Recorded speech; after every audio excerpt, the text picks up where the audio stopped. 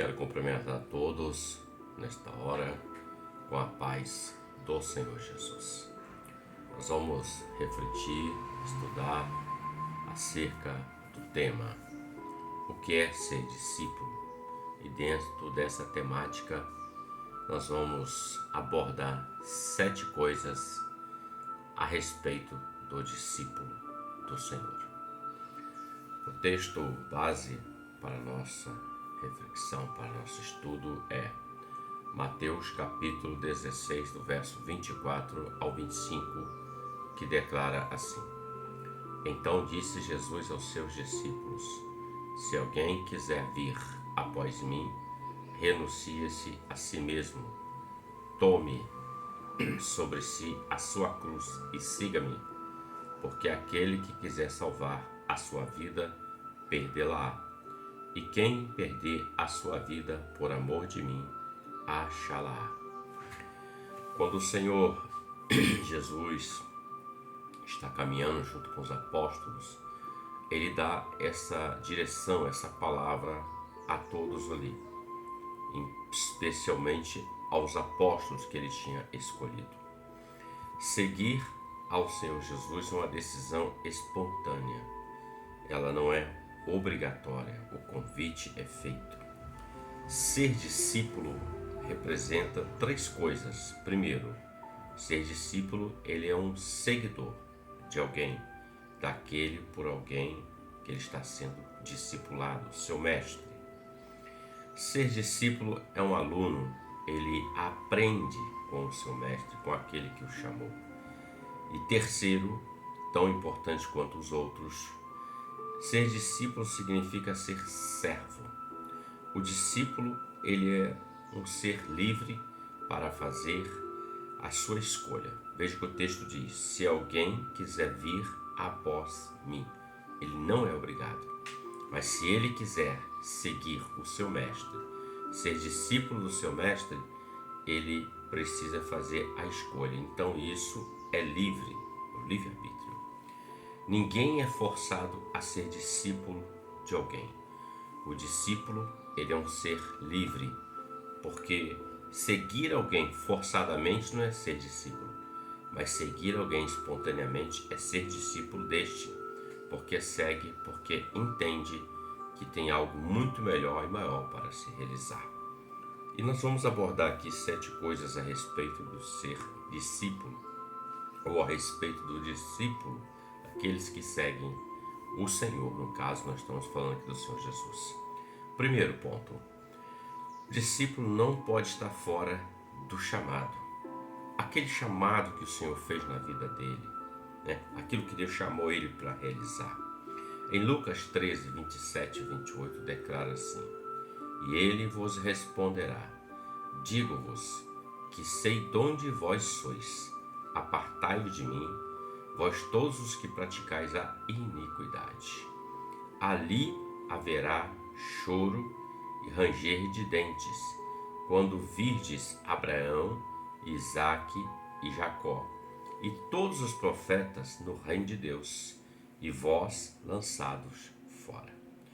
O Senhor, neste momento, ele está dizendo o seguinte: eu chamei vocês, vocês seguiram-me. Então os que seguiram estarão ali no reino de Deus. Mas os que não seguiram, que não entraram dentro da característica de ser seguidor, aluno e servo, eles estarão fora do final, do propósito, do prêmio que está estabelecido para ser discípulo do Senhor. Veja que ele diz: e vós lançados fora. Então, primeira coisa acerca do discípulo, ele não pode estar fora do chamado. Exemplo: se o Senhor chamou alguém para ser um pastor, ele deve estar dentro daquela condição característica e sendo também obediente àquele que o chamou. Se alguém o chamou para ser um evangelista, ele tem que estar dentro daquela condição, daquele propósito, e não diferente disso, porque o Senhor o chamou para aquela condição. Então, quando o discípulo está fora daquilo que foi chamado, ele quer fazer aquilo pelo qual ele não foi chamado, ou quer fazer coisas diferentes daquilo que ele foi chamado, ou ele quer acrescentar coisas contrárias ao chamado dele, ele está fora da orientação daquele seu mestre, daquele seu discípulo. Exemplo simples: quando o homem, o jovem, a criança, nós já passamos por isso, nós estamos nas escolas, passamos pela escola secular, faculdade que seja, nós temos um professor, um mestre, ele ensina determinada matéria. Então, se nós não estivermos dentro daquilo que ele ensinou, nós não vamos conseguir obter a nota necessária para passarmos a nossa etapa, as conquistas. A mesma coisa é o discípulo, o servo do Senhor. Segundo ponto, ele diz assim: discípulo, é alguém que quer ser. Exemplo, se alguém. Então esse se alguém aponta assim: eu quero ser igual a esse mestre, eu quero ser igual a essa pessoa, eu quero ser igual a esse professor, eu quero ser igual a esse líder. Então ele tem um norte, uma direção. Então ele quer ser. Então o termo se alguém quer dizer, ele quer ser igual àquele. Ser discípulo não é com expressões exteriores. Aparência nunca foi a característica daqueles que são discípulos do Senhor. Estar na igreja todos os dias, usar roupas diferentes, cortar ou não cortar o cabelo, cantar num grupo ou qualquer outras coisas não caracterizam que este é um discípulo de alguém. Caracterizam que ele está dentro de uma expressão, de uma religiosidade, podemos dizer assim. A palavra do Senhor no Evangelho de Lucas, no capítulo 17, o verso 20 fala assim: e interrogado pelos fariseus sobre quando havia de vir o reino de Deus, respondeu-lhe e disse: o reino de Deus não vem com aparência exterior. O que Jesus está dizendo? Não é o exterior que conta. A mudança, a transformação do discípulo para ser um discípulo, seguidor igual ao seu mestre, ele começa de dentro para fora. É o novo nascimento, é a transformação, é a operação do Senhor, do Espírito Santo na vida do homem. Ele começa no interior. Tudo começa dentro de nós e não com a aparência. A aparência é o que os homens vão ver, mas o interior é o que Deus vê. Isso é o que Deus quer ver, porque dentro do interior está a verdade, a realidade, e não a mentira nem o engano. Seguindo, terceira coisa, o discípulo deve saber o que ele quer. Ele tem que estar definido. Se alguém quiser vir, então ele precisa estar definido, saber o que ele quer. Lucas 14, 33 declara assim: assim pois, qualquer de vós que não renuncia a tudo quanto tem, não pode ser meu discípulo. Olha o que Jesus está dizendo: renunciar a tudo quanto tem. Então, o que ele está dizendo? O discípulo deve saber o que quer. Exemplo, o jovem rico, ele queria o reino eterno, ele queria a salvação, ele queria ser um discípulo do mestre, mas ele não queria negar ou renunciar aquilo que o afastava do reino, aquilo que o impedia de ser um discípulo do Senhor, e foi embora. Então, qualquer de vós que não renuncia tudo quanto tem não pode ser meu discípulo, porque o discípulo ele segue exatamente os ensinamentos e a forma como o seu mestre vive e ensina. Isso é ser discípulo. Quando você vê alguém praticando as mesmas coisas, por exemplo, um filho procura fazer aquilo que o pai faz, ele imita o pai, ele imita a mãe. Por quê? Entre aspas, ele é o filho, mas também é um discípulo daquele pai, daquela mãe. Em Mateus 10, capítulo 10, do verso 28 ao 30, declara assim também: e Pedro começou a dizer: eis que nós tudo deixamos e te seguimos. Olha o que Pedro está dizendo. E Jesus respondendo disse: em verdade vos digo que ninguém que há que tenha deixado casa, ou irmãos, ou irmãs, ou pai, ou mãe, ou mulher, ou filhos, ou campos, por amor de mim e do Evangelho, que não receba 100 vezes tanto já nesse tempo em casas, em irmãos, em irmãs, e mães, e filhos, e campos, com perseguições, e no século futuro a vida eterna. Olha o que Pedro faz a pergunta: Mestre, nós seguimos o Senhor e nós deixamos tudo e te seguimos. Então o que nós vamos receber com isso? E Jesus diz para ele: em verdade eu vos digo que ninguém há que tenha deixado tudo não vai receber 100 vezes mais nesta vida e na vida vindoura. Então há um prêmio, há um galardão de Deus para os seus discípulos, para os servos do Senhor. O discípulo deve saber o que ele quer, porque ele sempre terá que fazer renúncia em favor daquilo que ele está seguindo. Ele precisa negar a ele mesmo, ele precisa negar o mundo, ele precisa negar a sua carne, ele precisa negar as coisas que vêm à sua mente que afastam do Senhor. Então, ser discípulo é saber o que quer, não é só uma empolgação, uma emoção. Quarto ponto: o discípulo exige decisões de rupturas no âmbito social, financeiro e psicológico. Mateus 16, 24 diz: se alguém quiser vir após mim, renuncie a si mesmo, tome sua cruz e siga-me. Na cruz nós ganhamos uma nova vida, uma nova família, porque somos participantes da família daquele discipulado que estamos seguindo. É a nossa família. Abrir mão de valores terrenos por valores celestes.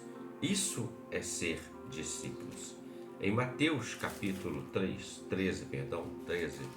o verso de número 44, declara assim: também o reino dos céus é semelhante a um tesouro escondido no campo que o homem achou e escondeu, e pelo gozo dele vai e vende tudo quanto tem e compra aquele campo. Veja bem, ele foi até um campo, achou um tesouro e vendeu tudo que ele tinha e comprou aquele campo, por amor daquele campo, porque aquele campo era importante para ele. A mesma coisa é o discípulo.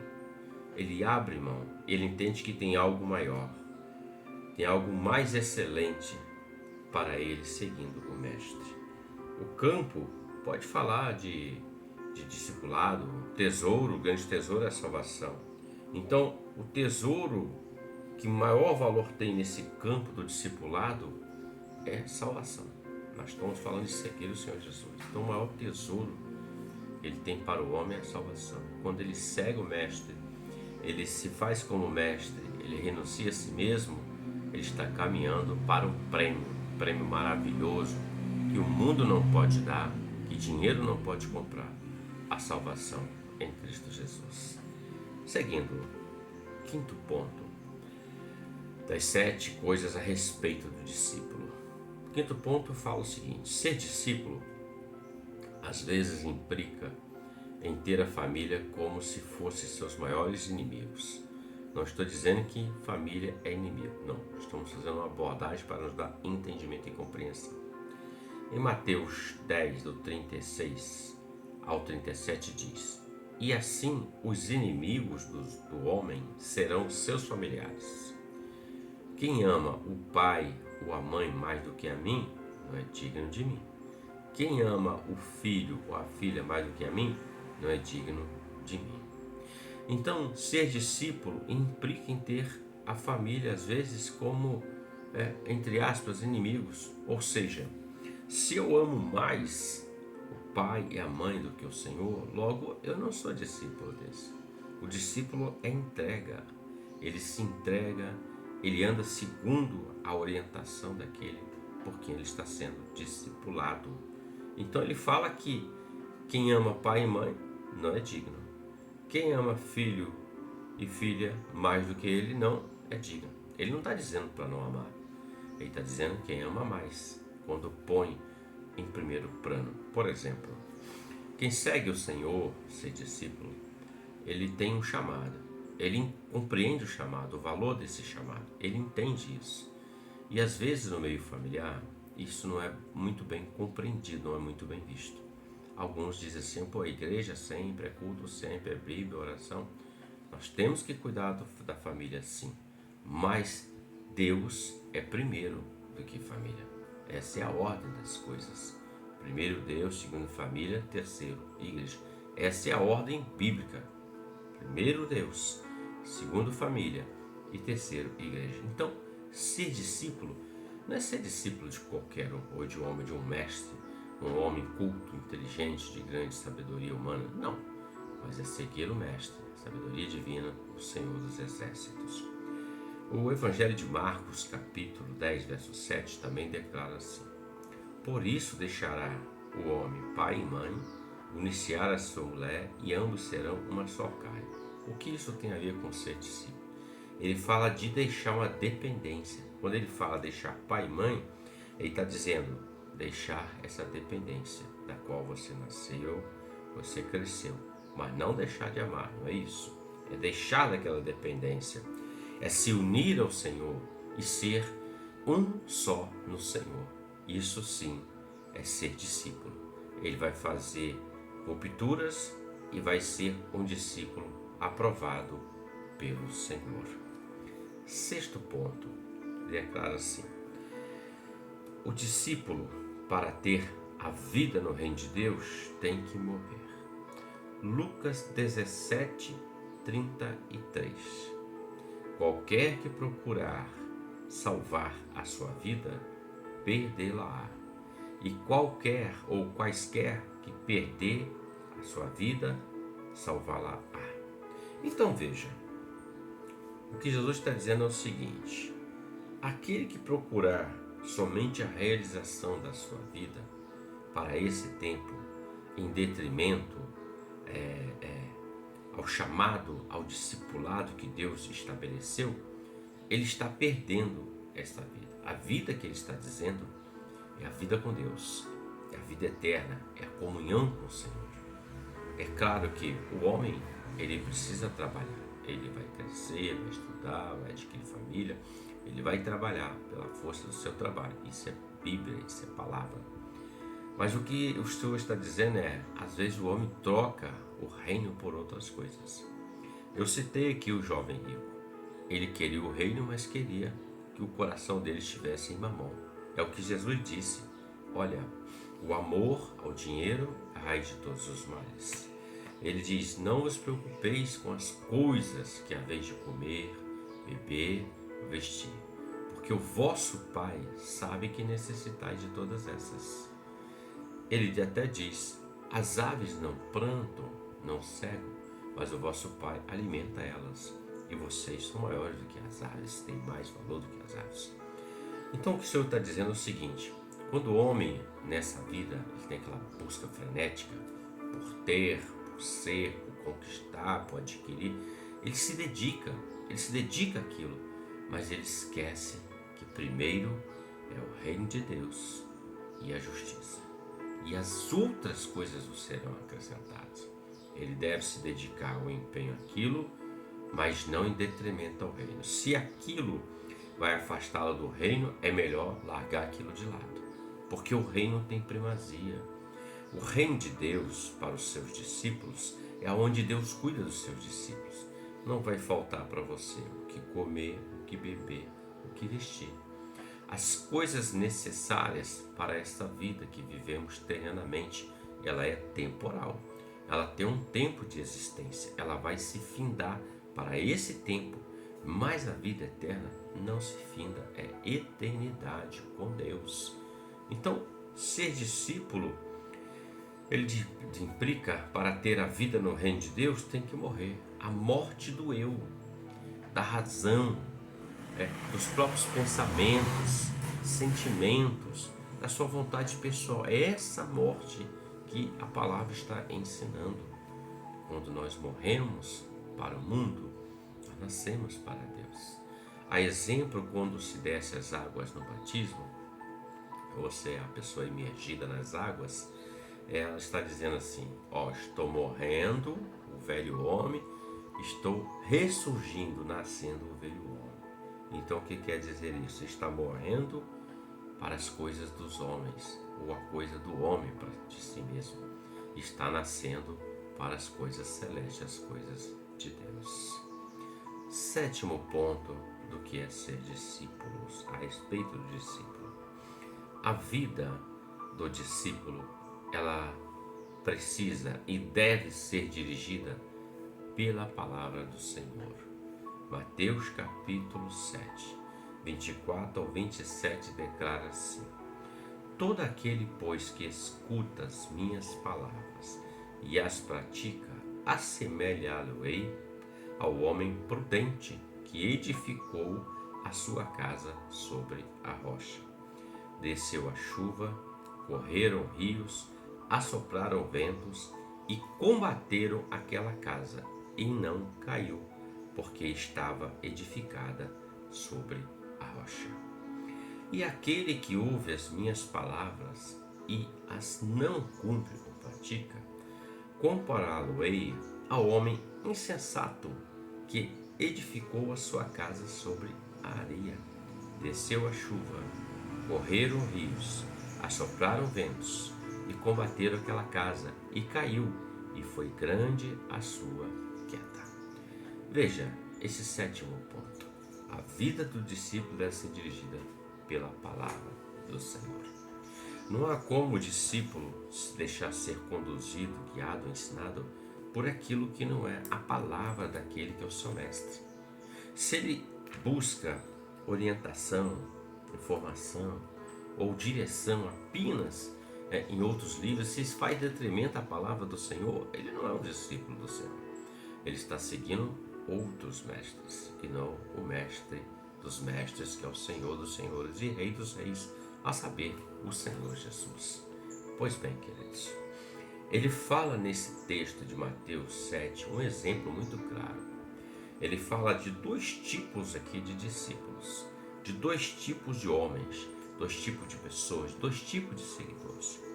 Ele fala que esses seguidores, eles escutam a palavra. O primeiro ele fala, aquele que escuta as minhas palavras e as pratica.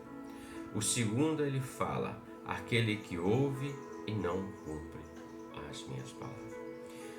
Deixa eu te falar uma coisa, há uma diferença entre escutar e ouvir. Ué, mas não é a mesma coisa? Não, não é. Ouvir é tipo assim, você está ouvindo alguém falar, mas você não está botando toda a atenção naquilo que está sendo dito, mas você está ouvindo. Você anda numa cidade, várias pessoas, você está escutando muitas coisas, mas você não está botando atenção. Já o escutar, ele fala de botar atenção. Você para, você ouve, você escuta, você põe atenção. Você ouviu e direcionou a sua mente, o seu coração, o seu entendimento daquilo que está sendo dito. Você põe valor naquilo que está sendo dito. Essa é a diferença. E observe que esses dois tipos de discípulos que ele exemplifica para nós aqui na palavra, ele fala desse que ouviu e chamou ele de uma pessoa prudente, uma pessoa sábia, uma pessoa inteligente, e chamou o outro de uma pessoa insensata, imprudente. Veja que ele diz, o primeiro, ele escutou e praticou e edificou sobre a rocha a sua casa, a sua vida, o seu discipulado, o seu seguir ao Senhor. A rocha na sua figura fala do Senhor Jesus. Ninguém edifica uma casa, uma construção em areia, porque se edificar em areia, ele sabe que vai cair. Mas quando você vai construir uma casa, botar os alicerces, os fundamentos, ele vai cavando até encontrar uma parte firme, dura, onde ele pode assentar aquele pilar daquela casa para ela não cair. Veja que tanto o que escutou como o que ouve passaram pelas mesmas intempéries da vida. Eles passaram pela chuva, rios e ventos, e ambos combateram contra aquela casa. Vieram. A diferença é que a casa de um caiu e a de outro não caiu. A diferença é que um escutou e o outro só ouviu. A diferença é que aquele que escutou ele colocou em prática. Aqui está. Aquele que escuta as minhas palavras e as pratica. E o outro da areia, ele não praticou, não cumpriu. Todos estamos sujeitos às intempéries dessa vida, às aflições desse tempo presente. No mundo tereis aflições, disse Jesus. Mas tenham bom ânimo, eu venci o mundo. As aflições fazem parte. Então a nossa casa, a nossa vida, seguir ao Mestre, ser discípulo dele, é edificar a nossa casa na rocha, na palavra do Senhor. É ouvir a palavra do Senhor, é escutar a palavra do Senhor, principalmente colocar em prática aquilo que ele nos mandou. Veja que esse sétimo fala de colocar em prática, e colocando em prática, os outros 6 que nós citamos se resolverão simplesmente pelo fato de nós escutarmos e praticarmos a palavra do Senhor. Então veja, 7 pontos acerca de ser discípulos. Concluindo, seguir a Jesus, ao Senhor Jesus, é um caminho sem volta. Avançar é a única alternativa que nós temos. Lucas 9:62 diz, Jesus disse, ninguém que lança a mão do arado e olha para trás é apto para o reino de Deus. Então você foi chamado, está com o arado, o chamado de Deus. Olhar para trás quer dizer voltar ao passado, desistir, abandonar, permitir que o sol do dia, as lutas, as dificuldades sejam maiores do que aquilo que o Senhor tem estabelecido para você e para mim. Deus trata a mente e o coração dos seus discípulos. O fracasso de não concluir a obra, ela tem um peso eterno. Mateus 25, do 41 ao 46, para a nossa conclusão, diz assim, então dirá também aos que estiverem à esquerda, apartai-vos de mim, malditos, para o fogo eterno, preparado para o diabo e seus anjos. Porque tive fome e não me deste de comer, tive sede e não me deste de beber. Sendo estrangeiro, não me escolheste, estando nu, não me vestiste, enfermo e na prisão, não me visitaste. Então eles também lhes responderão, dizendo, quando te vimos com fome, ou com sede, ou estrangeiro, ou nu, ou enfermo, ou na prisão, e não te servimos? Então lhes responderá, dizendo, em verdade vos digo que quando a um destes pequeninos o não fizeste, não o fizeste a mim. E irão estes para o tormento eterno, mas os justos para a vida eterna. Veja bem, o fracasso de não concluir, de não perseverar, tem peso eterno. O homem pode fazer a sua escolha, não seguir, abandonar. Mas quando ele partir dessa vida, ele tem uma alma. Essa alma é eterna. Então essa alma vai ficar distante daquele que um dia foi seu mestre, que estava ensinando ele o reino, o caminho que ele devia andar. Paulo também em Paulo em 2 Timóteo 4:7, ele diz, combati o bom combate, acabei a carreira, guardei a fé. São praticamente as últimas palavras do apóstolo Paulo antes de ser assassinado numa sentença do Império Romano. Então veja, queridos, ser discípulo é maravilhoso, porque nós seguimos um Senhor. O ensinamento vem da eternidade, o Espírito Santo nos dá esse entendimento e revelação. Está moldando os seguidores do Senhor, os discípulos do Senhor, dentro daquelas 3 características que nós colocamos: seguidor, aluno e servo. O discípulo é livre para fazer a sua escolha, mas a escolha vai trazer o resultado que tanto você quanto eu possamos todos os dias escolher andar no caminho, edificando a casa na rocha, servindo ao Senhor, obedecendo ao Senhor, a sua palavra, independente de qualquer coisa. Que Deus te abençoe por essa palavra e que possa abrir os céus sobre a sua vida e sobre a sua casa e sobre o ministério e o chamado que Ele tem. Amém?